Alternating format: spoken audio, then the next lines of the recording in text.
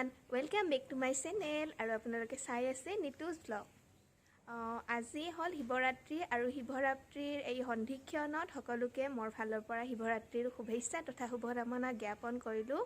আজি মই যাব ওলাইছো নন্দেশ্বৰ মন্দিৰ। তাত খুব ডাঙৰকৈ শিৱৰাত্ৰি উৎসৱ পালন কৰা হয় আৰু অতি পুৰণি কালৰে পৰা প্ৰচলিত আছে সেই শিৱ উৎসৱ। তো সেই কাৰণে আজি আপোনালোককো দেখুৱাম বুলি ভাবিছো সেই শিৱৰাত্ৰি কেনেকুৱানো হয়। ইমান ধুনীয়া ঠাইৰ মাজত নদীৰ মাজেৰে লগতে সেই পাহাৰৰ ওপৰত সেই শিৱৰাত্ৰি উৎসৱ পালন কৰা হয়। ভিডিঅ'টো শেষলৈকে চাই থাকিব।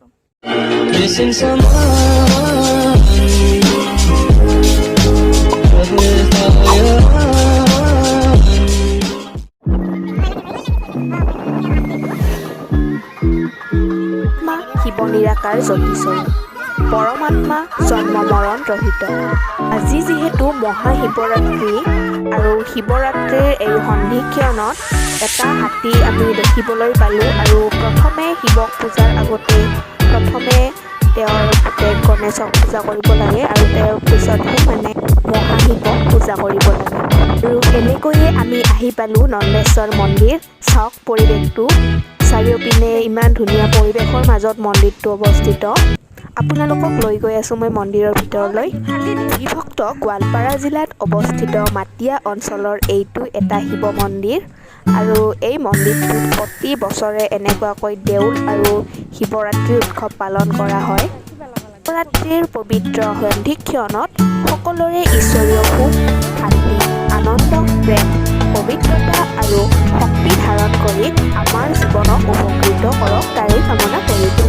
যিহেতু পৰমাত্মা বিশ্বৰ সকলো আত্মাৰে পিতা। আৰু মোৰ মামা হেল্ল' মামা আৰু মই গৈ আছোঁ, লগতে মা আছে। আমি ওপৰত যাম একেবাৰে সেৱা কৰিবলৈ ভগৱানক। এয়া আৰু ভণ্টিটো আছে, এইয়া ভণ্টিটো বঢ়িয়া লাগছে তাইক।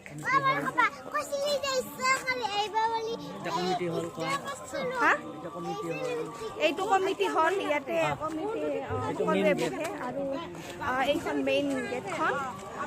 এই ওপৰৰে আমি যাম, ওপৰত মন্দিৰ আছে। ভিডিঅ'টো চাই থাকক।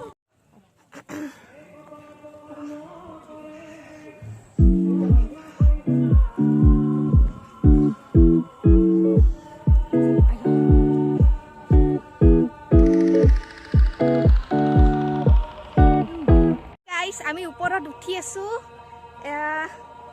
বহুত চিৰি আছে ইয়াতে, এনেকৈ ওপৰত উঠা লাগে আৰু ওপৰত উঠি কেনে এনেকৈ ধুনীয়াকৈ সেৱা কৰিব পাৰি। ওপৰত মন্দিৰ আছে ভালেকেইটা, গণেশৰ মন্দিৰ আছে, শিৱৰ মন্দিৰ আছে আৰু কালীৰ মন্দিৰ আছে চাগে। তো ইয়াতে আগতেও আহিছিলোঁ কিন্তু ভিডিঅ' বনোৱা নাছিলোঁ।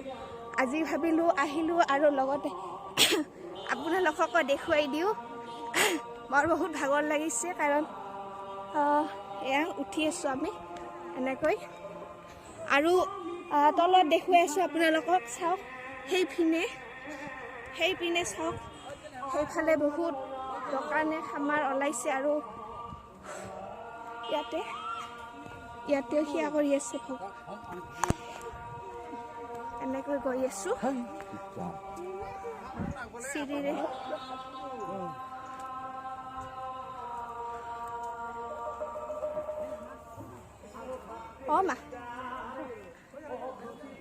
মা আহি আছে লাহে লাহে ধুনীয়াকৈ। এনেকৈ গৈ আছোঁ ভগৱানৰ আশীষ ল'বলৈ। চাই থাকক ভিডিঅ'টো। পৰমাত্মা শিৱৰ দিব্য অৱতাৰকেই মহাশিৱৰাত্ৰি বুলিও কোৱা হয়, যাক শিৱ জয়ন্তী বুলিও জনা যায়। পিনে চাওক আপোনালোকে, তাতেও নতুনকৈ মন্দিৰ স্থাপন কৰি আছে। সৰ্বশক্তিমান শিৱ পৰমাত্মাই মনুষ্য সৃষ্টিও অৱতৰিত হৈ মনুষ্যাত্মাক দুখ, অশান্তি আৰু পাপকৰ্মৰ পৰা মুক্ত কৰি এই ধৰাতেই স্বৰ্গ স্থাপন কৰাত স্মৃতিক সোঁৱৰাই দিয়ে। শিৱৰাত্ৰিৰ সময়ত ভক্তসকলে উপাসনা তথা ৰাতি জাগৰণ কৰে। ভাগৱত গীতাত উল্লেখ আছে যে পৰমাত্মা সেই সময়তহে দিব্য অৱতৰণ লয়, যি সময়ত সমগ্ৰ বিশ্বত আধ্যাত্মিক নৈতিকতাৰ পতন হয়। পৰমাত্মা প্ৰতি ৫,০০০ বছৰ অন্তৰে অন্তৰে কলিযুগৰ অন্তত এই ধৰণিত ধৰ্মৰ গ্লানি আঁতৰাই অৰ্থাৎ বিনাশ কৰি সত্যৰ ধৰ্ম প্ৰতিষ্ঠাৰে অৱতৰিত হয়। সেয়া কৰিলোঁ আৰু সেয়া কৰি আপোনালোকক দেখুৱাই আছোঁ এয়া মন্দিৰৰ ভিতৰৰ পৰিৱেশ। চাওক এইপিনে মন্দিৰ আছে,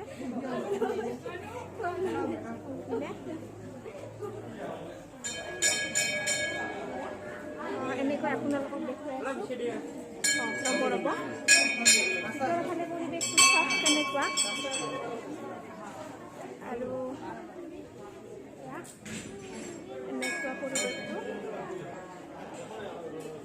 তাতে সেয়া কৰিলোঁ আমি। আৰু ইপিনে এইটো গণেশ মন্দিৰ, আৰু এইপিনে ভালেকেইটা মন্দিৰ আছে, শিলেৰে নিৰ্মিত এটি মন্দিৰ, আৰু এইপিনে এটা স্তম্ভ আছে। আৰু এনেকৈয়ে এই মন্দিৰটো বিখ্যাত হৈ পৰিছে। আৰু এইটো অঞ্চল অৱস্থিত মাটিয়া অঞ্চলত, ওপৰত হয় পাহাৰখন, নন্দেশ্বৰ পাহাৰ বুলি কয়। চাওক পৰিৱেশটো। শিৱৰাত্ৰি অইন উৎসৱবিলাকতকৈ বিশেষ হয়, কিয়নো স্বয়ং পৰমপিতা পৰমাত্মাৰেই দিব্য জন্ম। এইটো মন্দিৰটো এতিয়া আমাৰ পূজা থূজা কৰা হৈ গ'ল, আৰু এতিয়া গৈ আছোঁ তললৈ। এনেকুৱা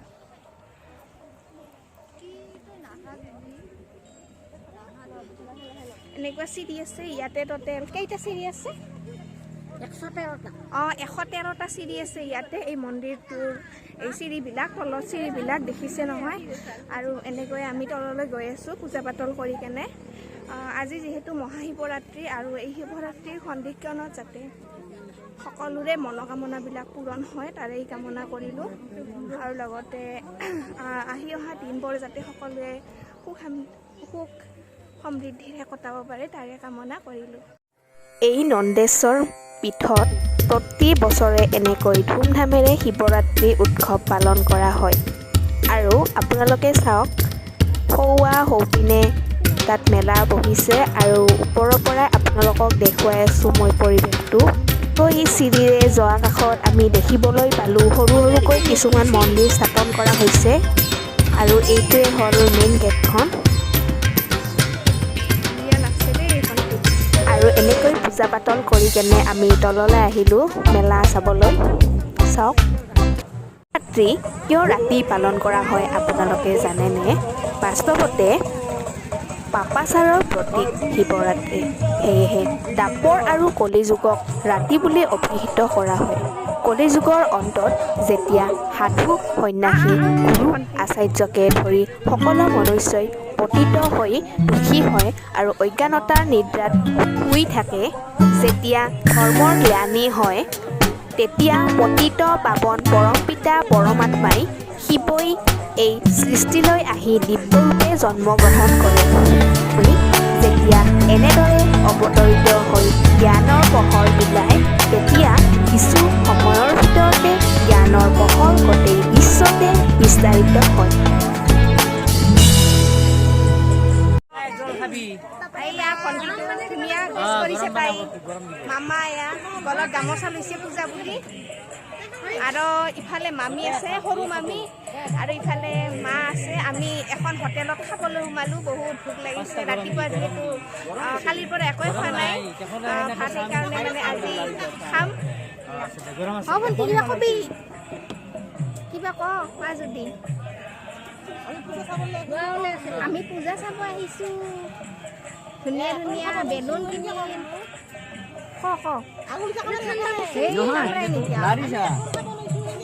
এইয়া ৰল আহি গ'ল, ৰল অৰ্ডাৰ দিছিলোঁ, এতিয়া খাম।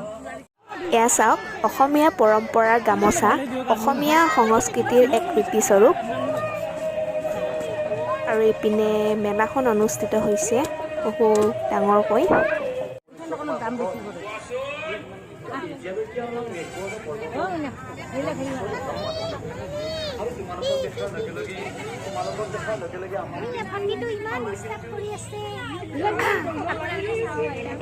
তাইক ইমান ধুনীয়া, তাইক বোলে পুতলা লাগে, তাইক বোলে বেলুন লাগে। লৈ দিম দিয়া। চাওক বহুত ডাঙৰ পূজা হৈ আছে অহাকালি ঘৰ আজি প্ৰসাদ বিতৰণ কেৱল মাত্ৰ এয়া আমি মেলাৰ ভিতৰত সোমাইছোঁ কিনি আছোঁ আৰু ইপিনে নাম হৈ আছে কীৰ্তন হৈ আছে আৰু সেইখিনি আপোনালোকে শুনিবলৈ পাইছে আৰু এনেকৈ দোকানত বস্তু কিনি আছোঁ চাওক ভিডিঅ'টো দোকানেই দোকান কেৱল মাত্ৰ দোকান চাওক বহুত দোকান দিছে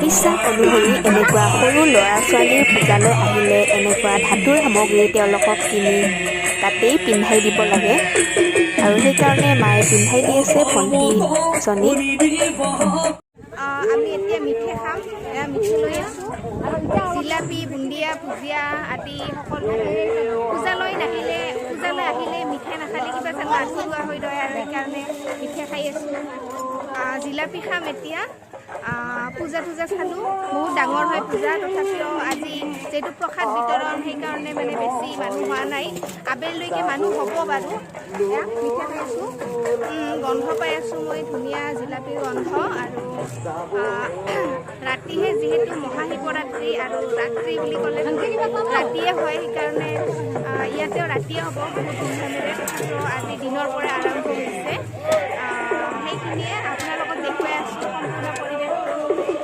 চাই থাকক পূজা বুলি ক'লে জিলাপি নাথাকিব এইটো জানো হ'ব পাৰেনে আৰু সেইকাৰণে আপোনালোকক দেখুৱাই লগাই আছোঁ এয়া অসমীয়া সংস্কৃতিৰ আদৰ্শস্বৰূপ কাৰিকৰী শিল্প অৰ্থাৎ বাঁহ বেতৰ সামগ্ৰী এনেকুৱা শিল্প কেতিয়া অসমীয়া সংস্কৃতিৰ পৰা হেৰাই যাব নিদিব শিৱৰাত্ৰিৰ এই শুভ সন্ধিক্ষণত যদি নন্দীৰ কাণত গলৰ ঘণ্টিটো বজাই মনৰ আশাসমূহ কৈ দিয়ে তেন্তে সেই নন্দীয়ে গৈ স্বয়ং শিৱক এই সংবাদ প্ৰেৰণ কৰে আৰু সকলো মনৈশ্বৰে মনোকামনাসমূহ পূৰণ কৰে এয়া লোকবিশ্বাস অনুসৰি এক কথা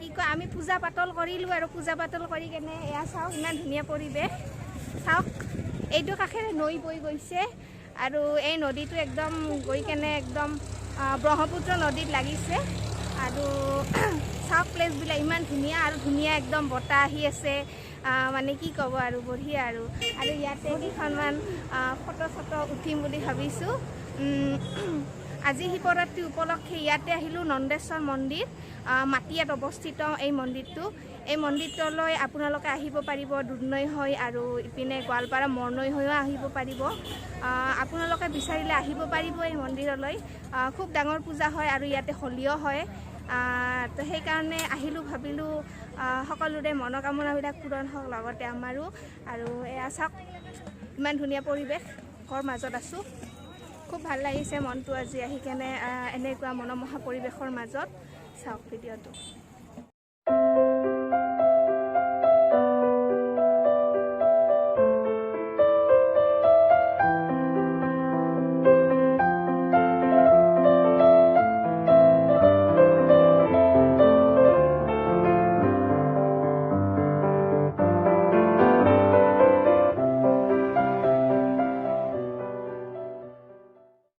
আৰু এনেকৈ পূজা চাই কেনে আমি ঘৰলৈ বুলি ৰাওনা হৈ আছোঁ আজিলৈ ইমানখিনি আছিল আপোনালোকক দেখুৱাবলগীয়া নতুন ভিডিঅ'ৰ সৈতে লগ পোৱাৰ প্ৰতিশ্ৰুতিৰে মই নিতুজ ব্লগ নামৰ এই চেনেলটিৰ পৰা বিদায় লৈছোঁ ধন্যবাদ